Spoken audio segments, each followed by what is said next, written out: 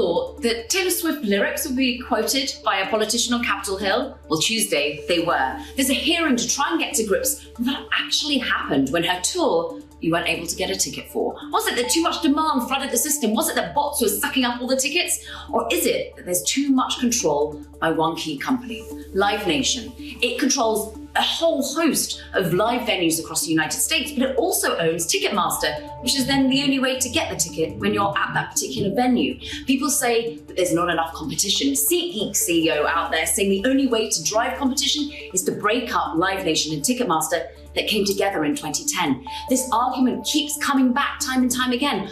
Pearl Jam made this argument back in the 90s. It's been revisited on Capitol Hill, and now for the third straight time, they're going to digest whether really competition would help you get your hands on the tickets that you want. Who'd have thought politicians quoting Swiftie, not just you?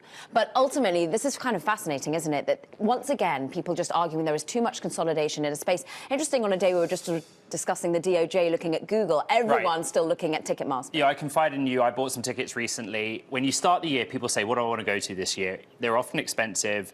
And when you look at how you buy them, well, actually, it's true. The Bloomberg reporting shows Ticketmaster is often the only option, right, other than in the secondaries market. But it's what people have been talking about on Instagram, Twitter, and take it to TikTok as well to kind of vent about their experiences.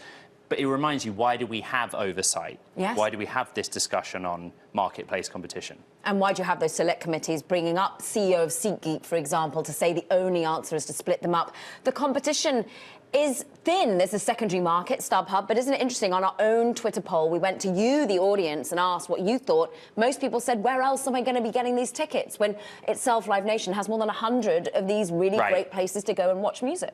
Right, and that's the answer. Where else would I go? And it goes back to my point. You start your year, you go, which gig do I want to go to? Which show have I dreamed of? You only have one option. Yeah. At the moment, where else do I go is the winner on that particular poll. But just, it seems to be a day here in San Francisco where we've talked so much about earnings. We've also talked so much about regulation, about oversight. It's a real story of Washington meets Silicon Valley at the moment. And it never, ever goes away.